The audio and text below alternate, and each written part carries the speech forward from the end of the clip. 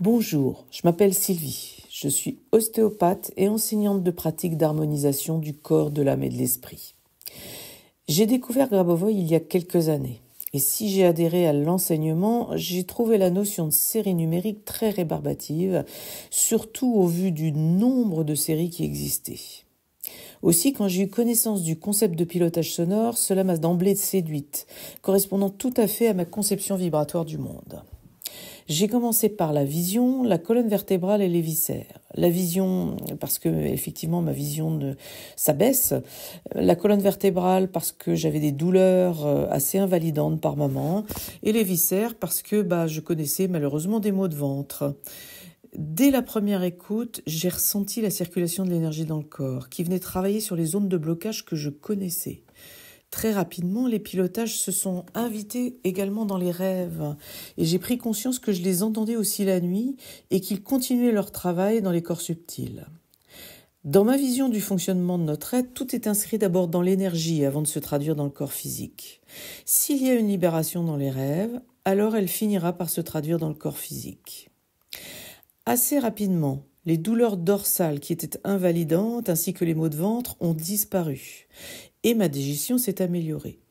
Satisfaite de ces premiers résultats assez rapides, j'ai poursuivi les écoutes journalières en y adjoignant d'autres pilotages. Entre autres, le pilotage du cœur, car pour moi, cœur physique et cœur émotionnel sont tout à fait liés, la peau, car elle est notre principale interface avec notre réalité physique, et l'élixir de jeunesse. Les manifestations se sont immédiatement fait sentir, d'abord en rêve, où j'ai entendu des pilotages sonores inédits avec l'information qu'ils travaillaient sur l'incarnation. Toujours en rêve et en lien avec les pilotages, j'ai reçu un soin dans une zone de mon corps où je connaissais un blocage. Les rêves se poursuivent avec différents phénomènes de libération. Dans le corps physique, je constate, en plus de la disparition des douleurs et de l'amélioration de la digestion, une meilleure perception des besoins de mon corps, ainsi qu'une vitalité accrue, moins de fatigue et plus d'énergie. J'ai aussi le sentiment d'une meilleure tonicité de ma musculature et d'une souplesse plus grande de ma peau. Les pilotages sonores sont pour moi une manière facile et agréable de prolonger et compléter mes propres pratiques d'harmonisation du corps. Un grand merci à Tai pour cette réalisation très inspirée. Bonjour, Tai à nouveau avec vous. Donc, merci beaucoup à Sylvie d'avoir partagé ses expériences et merci à Sylvie d'avoir accepté d'animer en partie la chaîne afin que son témoignage et ses expériences puissent profiter à tous, puisque c'est comme ça qu'en fait on apprend à grimper les marches. C'est justement quand d'autres personnes témoignent qu'ils ont réussi à faire quelque chose que nous acquérons également les compétences pour le faire. Donc, Sylvie dit plusieurs choses qui sont intéressantes. Bon, d'une part, elle est ostéopathe et enseignante de pratiques d'harmonisation du corps, de l'âme, de l'esprit. Donc ça, c'est la première chose. Elle est dans un métier de contact. Mais ce que je retiens essentiellement, c'est niveau TMS, en fait.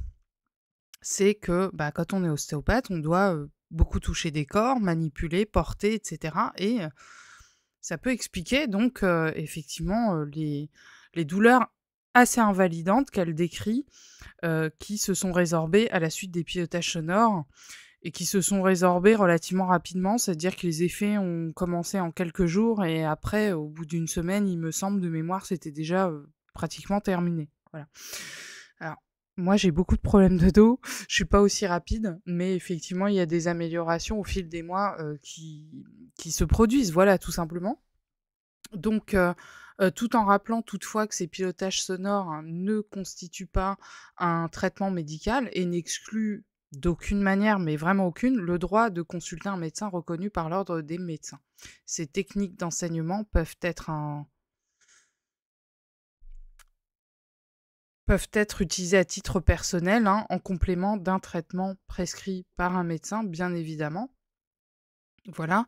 Bon, Sylvie étant déjà ostéopathe, je compte sur elle et je sais qu'elle a certainement un suivi médical approprié et il faut absolument le faire. Et donc, vous voyez que les personnes qui pratiquent les pilotages sonores vont voir leur médecin et c'est les médecins eux-mêmes qui constatent les choses, les changements, notamment sur les analyses en laboratoire, etc. Donc moi, je n'ai pas du tout vocation à m'occuper de cette partie-là. Je suis juste musicienne. Voilà, ça s'arrête là. Même si dans cette musique, il y a tout un travail scientifique qui est fait en amont, qui est assez long aussi. Par moment, il peut durer plusieurs mois, comme j'ai expliqué. Mais voilà, il était important de rappeler ça. Donc, Sylvie a été très enthousiaste puisqu'ensuite elle a non seulement elle a obtenu des résultats rapidement, mais en plus quand on obtient des résultats rapidement, parce que notre conscience est bien structurée, c'est un peu l'image un petit peu de, vous voyez la patinoire, quand on a de la glace et que à un moment la glace elle est déformée de partout parce qu'on a patiné dessus et tout, et ben voilà, on ramène l'espèce de machine là qui vient tout aplanir.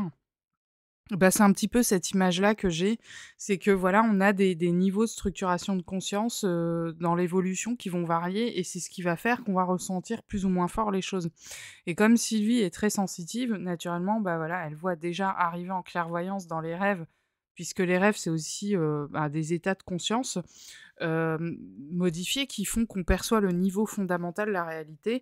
Et effectivement, je confirme, hein, également de mon côté qu'il y a des choses qui se passent d'abord dans les rêves et ensuite s'installent tranquillement dans la matière, plus ou moins long terme, mais ça concerne autant le plan physique que ça peut concerner des domaines de compétences dans la vie. Ça peut concerner l'abondance, ça peut, enfin voilà. Donc vous vous souvenez, j'avais témoigné à un moment donné que l'idée de la danse était apparue d'abord en rêve et après c'était répété et c'est ce qui m'avait donné la force ensuite d'insister et de continuer parce que si j'avais écouté mes médecins à l'époque, hein, clairement je ne faisais plus rien, c'était fini. Bon, et il y a des choses comme ça qui commencent dans les rêves et qui s'installent petit à petit. Donc voilà, exemple avec les viscères, sans le vouloir. J'ai commencé à développer des sensibilités à des saveurs que j'ai été incapable d'avoir avant. Parce que comme pour tout, vous le savez, il y a des gens qui sont nés, ils travaillent dans le domaine de la parfumerie parce qu'ils ont un odorat super développé. Et puis il y en a qui sont chefs cuisiniers parce que justement ils ont le palais très très fin. Et surtout quand on est dans une même famille, on sait faire la différence parce que quand on mange la même chose et qu'on a un membre de sa famille qui est capable de détecter des choses que nous on n'est pas capable de détecter, ben on se rend bien compte de la différence. Et justement cette dimension du goût s'était installée progressivement dans les rêves dans un premier temps. Je commençais à goûter des aliments dans mes rêves ou à sentir des odeurs.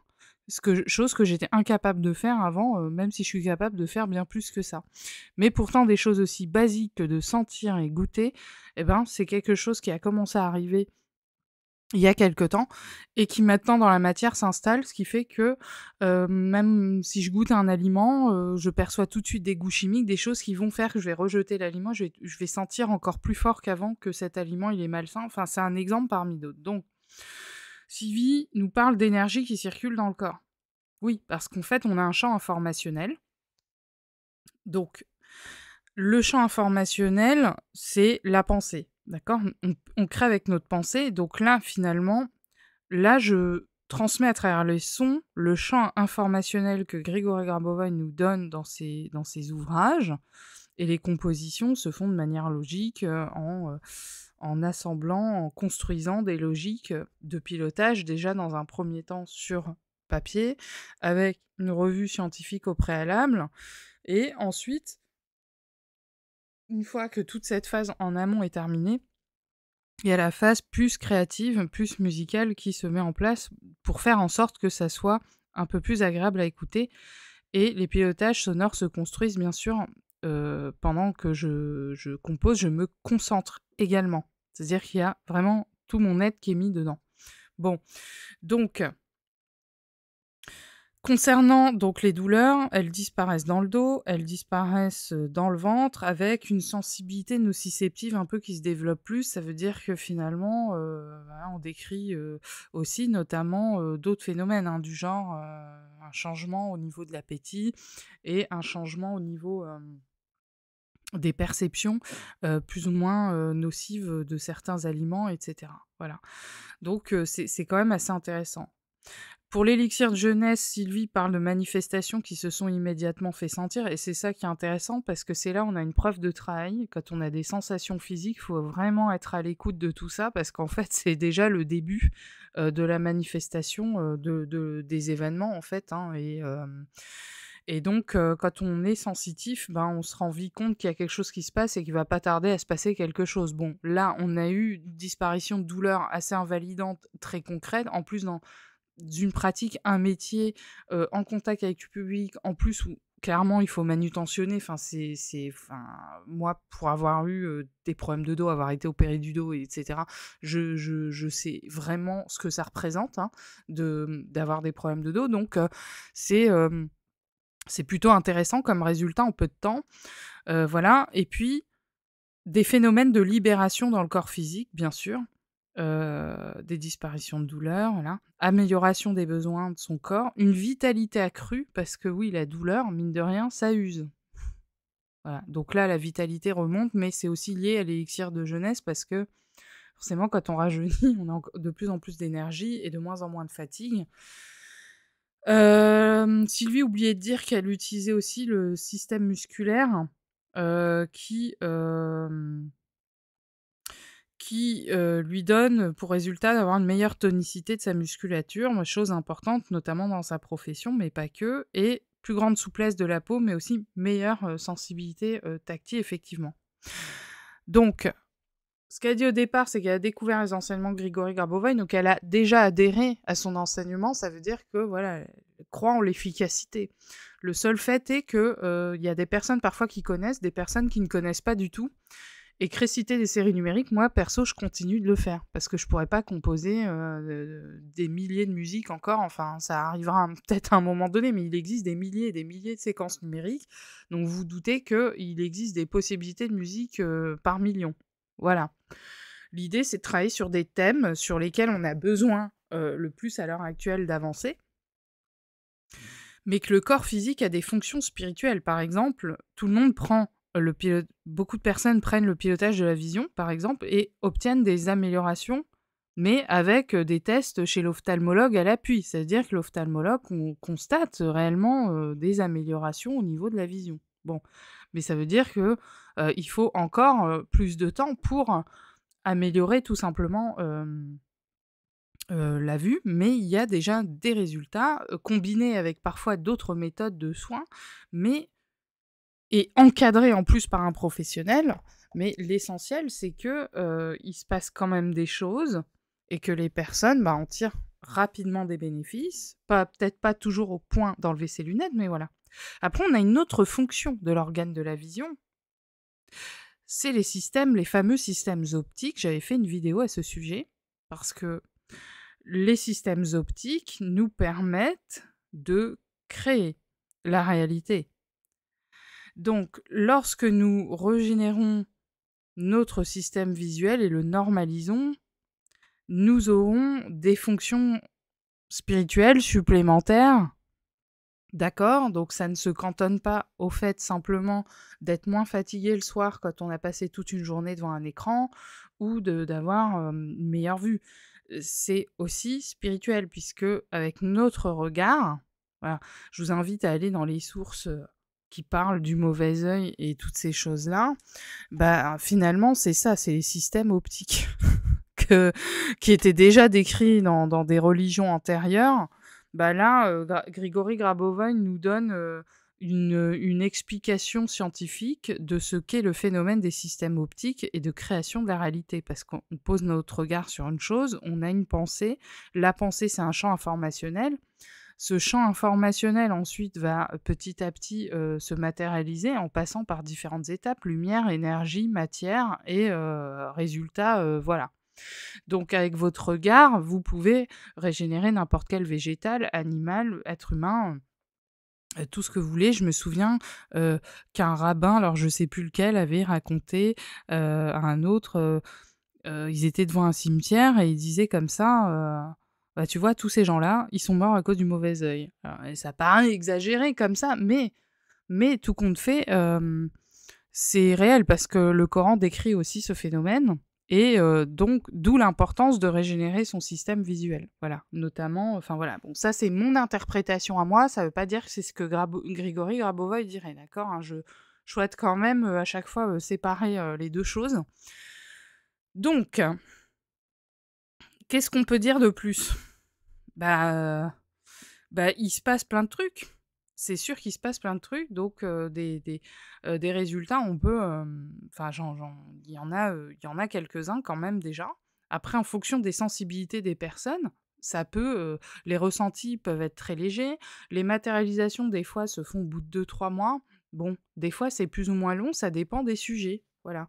Mais c'est quand même assez intéressant, heu, de poursuivre ses efforts et d'écouter. Alors, les séquences numériques Grabovoi, c'est pas l'unique technologie qui existe, hein. Il en a créé, voilà. Déjà, il y a des milliers de séquences d'autres, mais il y a aussi d'autres méthodes qui sont extrêmement puissantes, mais qui impliquent de faire l'effort, de se concentrer, de ne faire que ça à fond. Le pilotage sonore, c'est un format de mon invention qui finalement permet de recréer un champ informationnel avec les séquences numériques de Grégory Grabovoi pour nous permettre, quand nous n'avons pas le temps ou quand on n'est pas en état, par exemple, de le faire, je pense à des personnes âgées, notamment mes parents, qui n'ont pas des capacités de concentration qui ferait qu'ils seraient capables de se concentrer pendant des heures, pendant des jours de séminaire, etc. C'est comme si je mâchais un peu le travail, un petit peu comme on mixerait des légumes pour faire des petits pots pour la nourriture d'un bébé. Bah, là, c'est du mix sonore pour aider à pratiquer, même quand on n'a pas le temps, même quand on est débordé ou même quand on peut pas, même quand on travaille, parce qu'il faut bien travailler à un moment donné pour gagner sa vie et continuer de faire des choses, même si c'est très intéressant de se concentrer, voilà, et que c'est très important également de poursuivre les apprentissages et les enseignements de Grigory Grabovoi sous toutes les formes où elles existent. Et je vous dirais même qu'on a un double avantage, c'est que parfois les personnes qui étaient rebutées complètement à l'idée d'utiliser les séquences numériques ou d'autres choses, ou n'avaient pas le temps, ou n'avaient pas envie, etc., ça rend les choses beaucoup plus douces de le faire avec le son, parce que bah, finalement, après, ça donne envie d'aller s'inscrire à des cours d'enseignement de Grigory Grabovoi et de faire d'autres choses en rapport avec ça. Donc c'est un bon starter, à la fois pour les personnes qui découvrent Grigory Grabovoi, à la fois pour les personnes qui avaient un peu laissé tomber Grigory Grabovoi, mais à la fois aussi pour les personnes qui pratiquent à fond Grigory Grabovoi, parce que je pense qu'il y a des personnes qui suivent des conférences, font des choses et mettent les musiques en fond sonore lorsqu'elles travaillent. Voilà. Les enseignements ou lorsqu'elles travaillent tout court, tout simplement. Donc voilà, merci à Sylvie pour ce témoignage. J'espère que moi-même et vous, nous allons acquérir ces capacités extrêmement rapides, hein, de matérialiser les choses, parce que c'est le but, hein. Le partage de témoignages permet justement d'ensuite se transmettre ses compétences entre auditeurs et, et d'avancer. C'est-à-dire que moi, je sais quand je suis moins bonne dans un sujet, bah, le fait que vous témoignez, bah, vous m'aidez, vous me tendez le bras, entre guillemets, pour que je puisse atteindre les mêmes résultats que vous aussi vite, et vice-versa. Voilà. Donc, sur ce, je vous souhaite un bon dimanche de la Pentecôte, et puis je vous dis à très bientôt.